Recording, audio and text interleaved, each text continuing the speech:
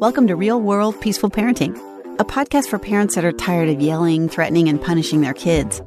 Join mom and master certified parent coach Lisa Smith as she gives you actionable, step-by-step strategies that'll help you transform your household from chaos to cooperation.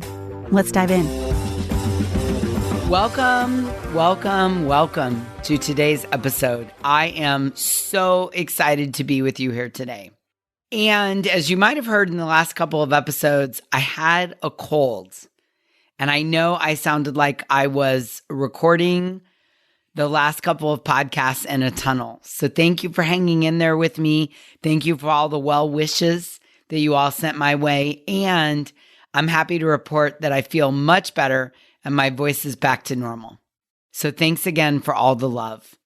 I want to start today by asking you for a favor.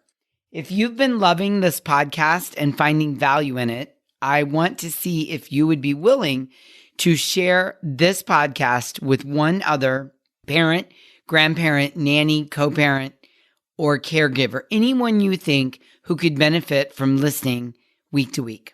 Just send them a link or send them a text and say, hey, check out this podcast. I love it and I thought you might like it.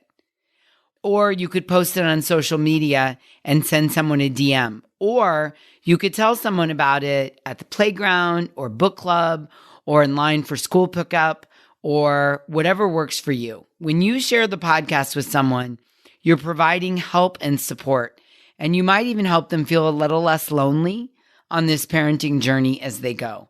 We all need to know we're not alone, and we need to know that we're in community with like-minded parents. So if you could share it with one person that you think would benefit from hearing the podcast, I really would appreciate it, and I know they would too.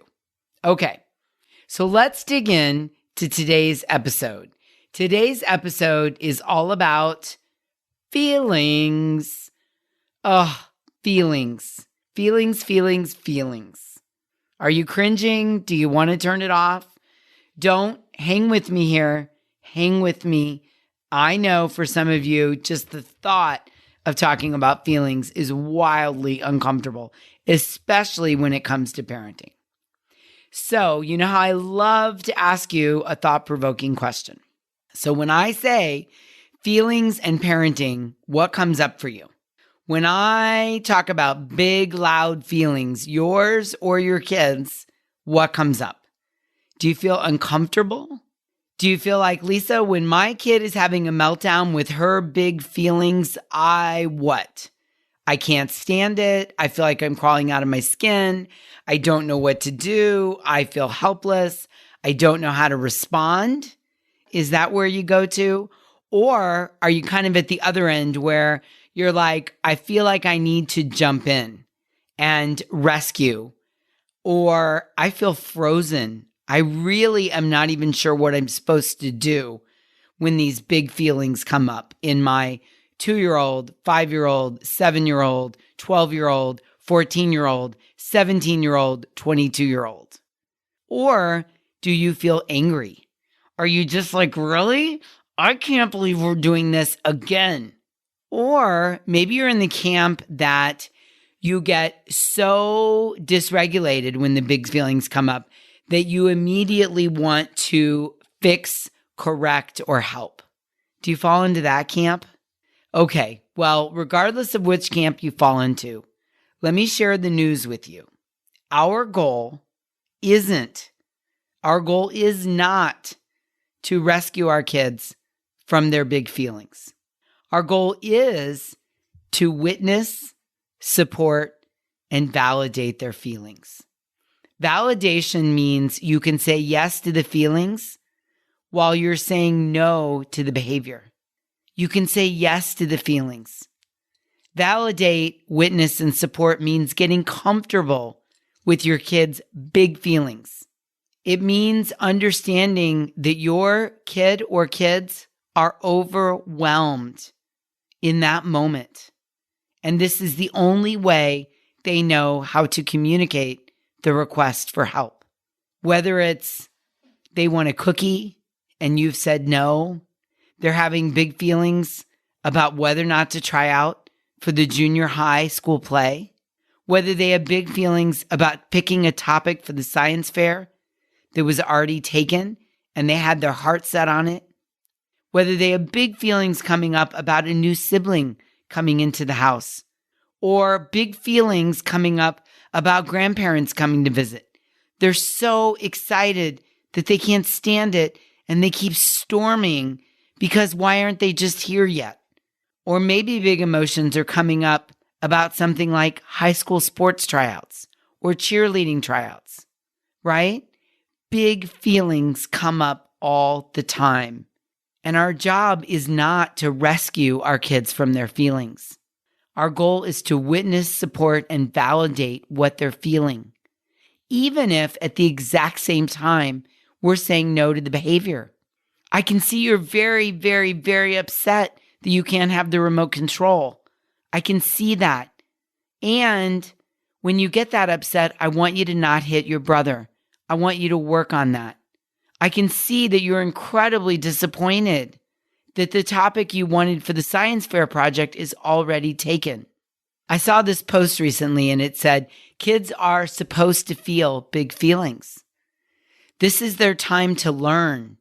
This is their time to experience what it means to be mad, sad, frustrated, disappointed, resentful, upset, disillusioned, disappointed. And it's our time to guide and support them while they're learning these big feelings. Yeah? That's one of our jobs. It's in the job description of parenting. And what I want to help you with is let's talk about what is help and what isn't help when big feelings are coming up with our kids. So what isn't helpful is telling our kids to get over it. Come on, just get over it.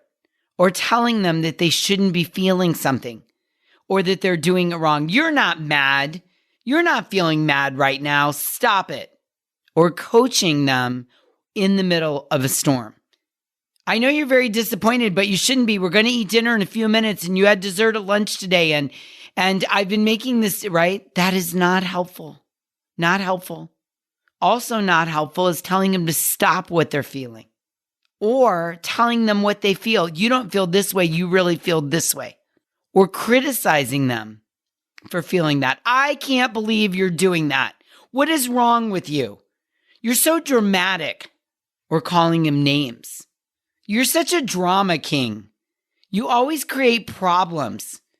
You're so soft. What also isn't helpful is telling them in the heat of the moment they're being disrespectful. You can't talk to me like that. You're being so disrespectful right now, I can't stand it. Or if the feelings have spilled over into a storm, trying to get the storm to stop. Stop that right now or I'm going to send you to your room. What's also not helpful is trying to distract them or push the feelings down. If you stop crying and storming and whining right now, we'll go get a cookie. Or look, come over here and play with the Legos. Come over here, right? And also not helpful is trying to bribe, reward, or manipulate them into ending the storming. That is not helpful. Not at all. Not one bit. None of that. And I know you know this. I know you've probably tried that and not had a whole lot of success. So let's talk about what is helpful. Okay, Lisa, if that isn't going to work, what would work? Help me out here. Spell it out for me. What is helpful is bearing witness to the storm, which is essentially doing nothing with positive energy. What is helpful is supporting them. They are struggling. I am having a hard time. What is helpful is validating that you understand what's going on and it's safe. What's also helpful is accepting that they're storming right now and that it will pass with empathy and understanding. What's also helpful is knowing that they're not doing anything to you. They're not giving you a hard time. They're having a hard time. So important that we learn this. So important. I know you're not doing anything to me. I know you're not giving me a hard time. I see you. I know you're struggling right now. And what's really important is letting them know that you know they're struggling and it's okay. I get it. I get it. You're frustrated you can't put your shoes on by yourself. You're frustrated you can't have a cookie. You're nervous about tryouts. You're frustrated that the topic you wanted is already taken. You're frustrated. You're sad that your friend isn't speaking to you. You're devastated or surprised and upset that there was a sleepover that you weren't invited to. I see you struggling and it's okay. What's really helpful is letting them know, letting your kids know with your energy and your acceptance that you love them the exact same when they're storming as when they aren't storming. I don't love you more when you cut the storm short or avoid the storm or stuff your feelings down. I don't love you more. I love you the exact same. And I'm going to show that to you with my energy and with my acceptance that it's okay that you're struggling, that I see you and I know it's a struggle and it's okay. Now, here's what I know. As parents, it's so hard not to take the big feelings, the big emotions, and the storming personally. So hard. I've been doing this a long time. I've talked to thousands of parents around the world. I've worked with thousands of families. I've been on my own parenting journey for 17 years, and at times it's still hard not to take the storming personally. I have my moments. But when I work at it, when I remind myself not to take it personally, magic happens. I want this for you. I want it for every one of you. I want it for you. I want it for the relationship you have with your kids. And I want it for your kids. I want them to know that you know they're struggling and it's okay. And you can do this. Yeah, it takes commitment and work. And sometimes you're going to do it well for long stretches of time, and then you're not. Something's going to surprise you, or you're going to be dysregulated, or you're going to be distracted, or you're going to be tired, or you're going to have a lot on your plate, or you're going to be stressed. And then you're going to slip back into a moment of taking it personally. It's going to happen. But that's okay. Just don't give up. Just recommit to coming back to validating, supporting, accepting, and bearing witness to the storm. Come back to letting them know that you love them the exact same when they're storming as when they aren't. I cannot tell you the difference this one tool will make in your parenting, in helping you create deep connection with your kid or kids. Because, to quote my friend and mentor, she doesn't know we're friends, but we are, Brené Brown, connection is the energy that is created when people feel seen, heard, and valued. Let me say that again. Connection is the energy created when people feel seen, heard, and valued. Our kids feel that energy of connection, and they feel that energy of disconnection when they are storming. They feel it. They know whether you're bribing, cajoling, threatening, criticizing, storming alongside them. That's the energy of disconnection. And when you're supporting, validating, accepting, bearing witness to the storm with a confidence that it will pass, with a knowing that they're struggling, they feel that energy of connection. Yeah? Oh, so good, isn't it? Oh, so good. Okay, so maybe you're thinking right now, okay, Lisa, I get that. I get it. But how do I do this? How do I support, validate, accept? How do I do this thing called bear witness to the storm that you're talking about? Well, here are the 3 steps to holding space for your kids while they're having their big emotions that are leading to storming. And the steps are not going to surprise you, but let's go over them. Step number 1 is to recognize that this is not about you. It's really important that you recognize this. It's important that you say, okay, I get it. My child is not doing anything to me. He's not giving me a hard time. He's having a hard time. This is really, really, really important because it will keep you out of judgment. And the more you stay away from judging your kids, the less likely you are to get triggered and have a storm yourself. Okay? So step 1 is recognize this is not about you. Step 2 is to notice what is coming up for you. It's important to pay attention to the thoughts and the judgments that are going through your mind that lead to that dysregulation and storming. What is my go-to thought or thoughts when my kid has big emotions? He's being disrespectful. She's giving me a hard time. This shouldn't be happening. They should just get over it. It's important to notice right away what's coming up for you. When we know better, we do better. And so just noticing what's coming up for you is an absolute game changer. It will help you stay calm and regulated. So recognize it's not about you. Notice what's coming up for your child. Step number 2. And step number 3 is just bear witness. Bear witness to the storm while knowing that it will end.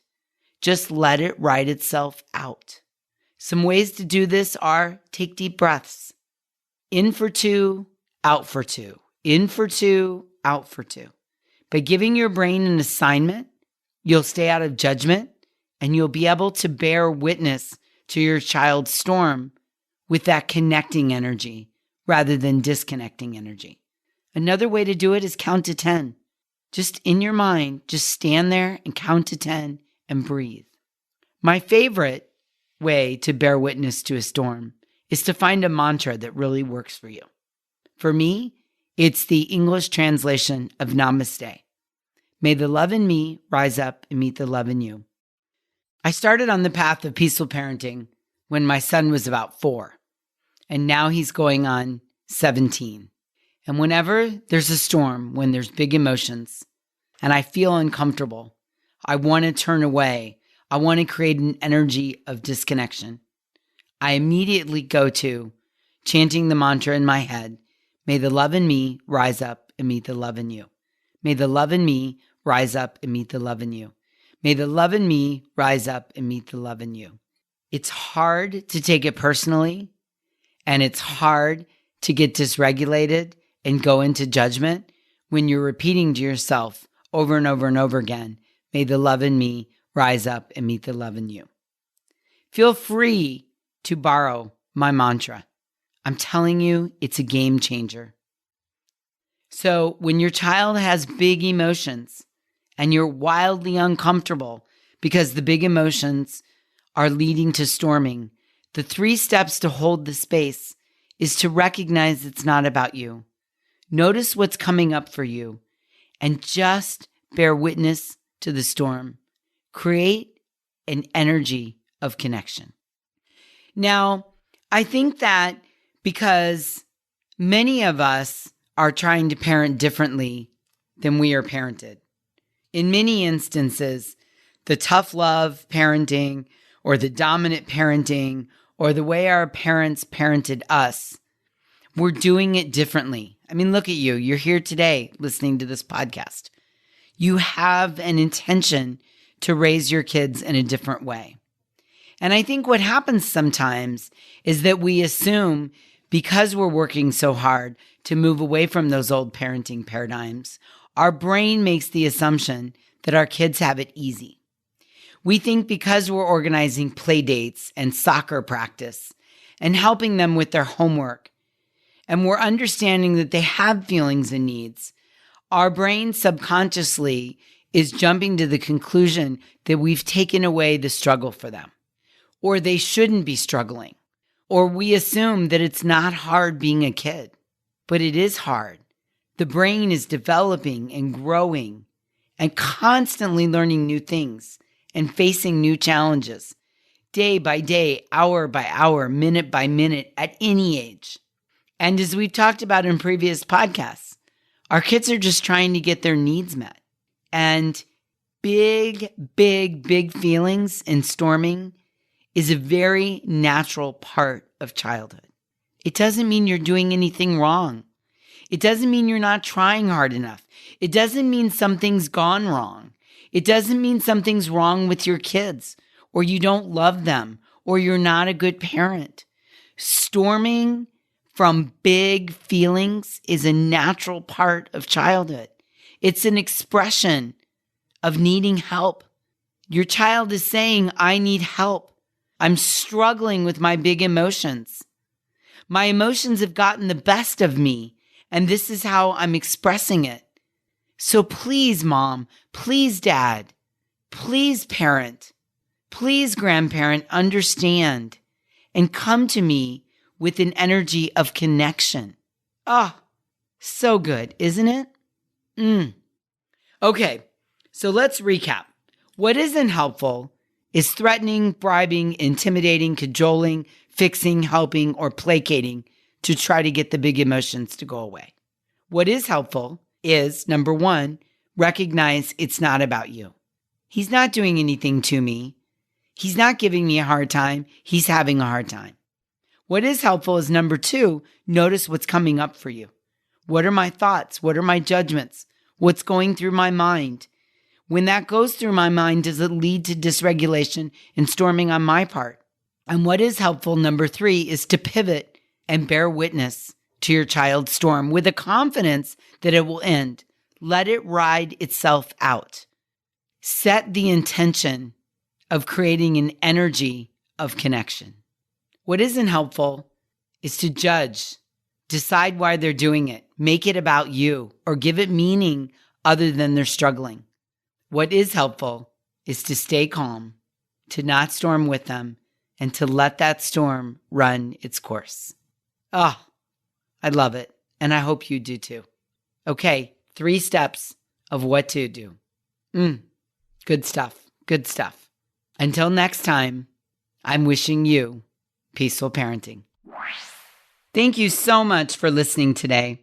I want to personally invite you to head over to thepeacefulparent.com/welcome and sign up for my free Peaceful Parenting mini course. You'll find everything you need to get started on the path to peaceful parenting just waiting for you over there at www.thepeacefulparent.com/welcome. Can't wait for you to get started. Thanks for listening to Real World Peaceful Parenting. If you want more info on how you can transform your parenting, visit thepeacefulparent.com. See you soon.